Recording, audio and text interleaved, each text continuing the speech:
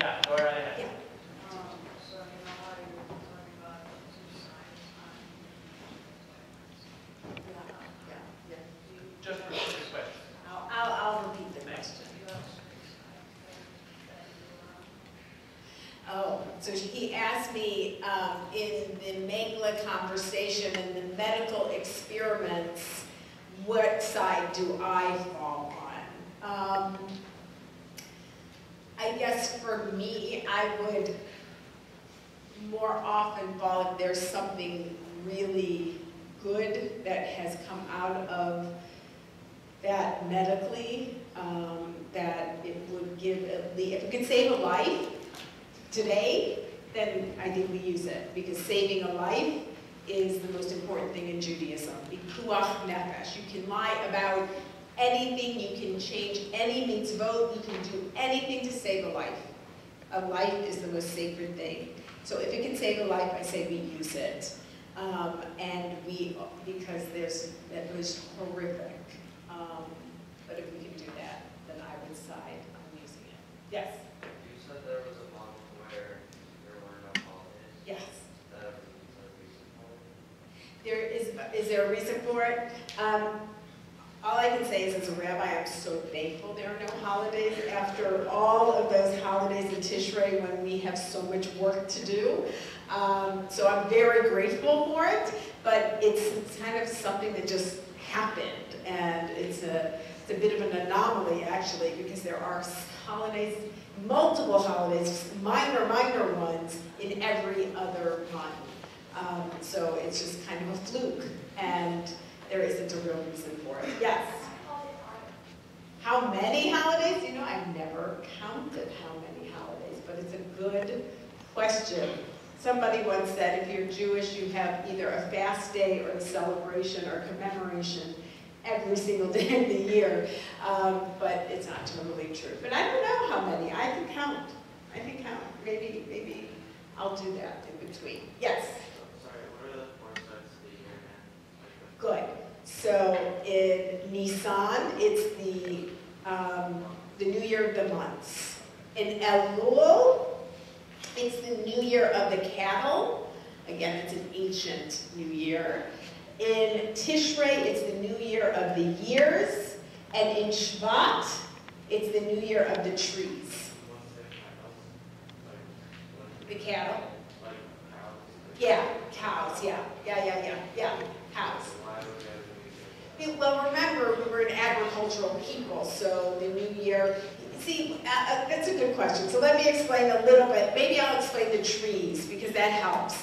So you're not in Judaism, in the 5 books of Moses, supposed to actually pick the fruit of a tree till its 3rd year, okay? Because you want the tree to get its roots, you want it to be healthy, you don't want to we believe we're stewards of the land, and so in the 3rd year of the tree is when you can begin to pick its fruit. Well, 3 years is a long time, right, for a farmer to wait for a tree. So if you have planted a tree right before Tu B'Shvat, then when it gets to be Tu B'Shvat, we begin to call it a year. And then we have to wait till the second Tu B'Shvat to say it's another year. And then the 3rd one. So it's really like 2 years, but you can begin to pick, and it's sort of, for farmers, that's helpful. Well, the same thing with cattle. You're not supposed to begin milking until it's a certain age and stage, because you don't want to hurt the animal. And so they use that as the counting of the actual year time that you can then begin to milk it and things like that. So it had some very on-the-ground reality need to celebrate these New Years. But because Jews, for the most part, don't have cattle, we got taken off the land in the Hanukkah story and became urban people by the Syrian, the Greek, basically Alexander the Great, who we loved. We loved Alexander the Great. He was Greek, he wasn't Jewish, but you know how many Alexander and Alexandras there are in Judaism? There are so many of them, because we loved Alexander the Great. So that's where that kind of happens. There were people over here that I have been ignoring, yes? Is each question supposed to know? It's It's really a good question. So first of all, there are some commandments that we can't keep because the temple in Jerusalem has been destroyed. So there's a group of commandments that we aren't supposed to be able to keep anyway until the third temple's built, but that's not where I want to go personally because it will bring on World War III, 4, and 5. So we don't want that. So, but according to Judaism, traditionally, that's many of the commandments. People study them, and that's what rabbis in traditional places do, is they study the commandments. So not everyone is supposed to know them, but you're supposed to ask a rabbi the questions when you have a question about it, and then the rabbi looks it up or might know it. So that's kind of the job of the rabbi. Yes? Yeah. How do you celebrate like Shabbat on Friday and Saturday? Good. Well, we don't celebrate.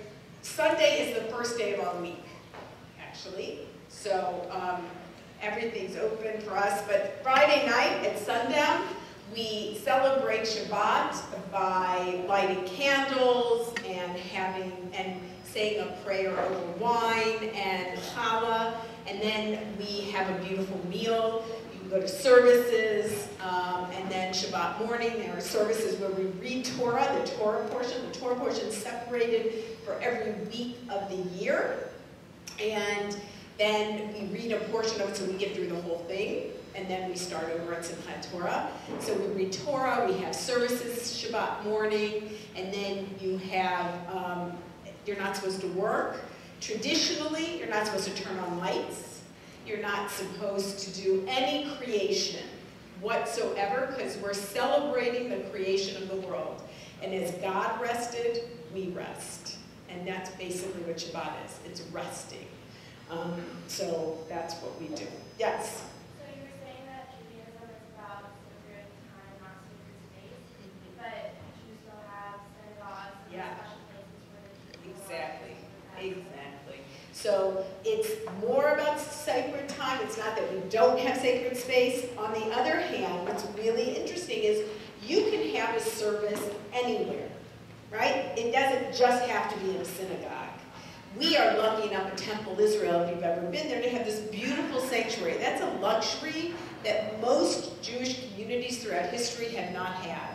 And we really are trying to be Episcopal, is our problem. Yeah. we just kind of, that's the bottom line. No, it's because by our Christian neighbors, and if you look down Hennepin and all the cathedral congregations, we're kind of copying on some level that, right? But we, in traditional places, we read Torah anywhere. Anyone can do it. A rabbi doesn't need to lead services. Anyone can lead services. Anyone can read Torah who's after 13 years old, after they have their bar bat mitzvah. That is anyone's job. So there's no kind of sacred space where somebody can't go and somehow set aside.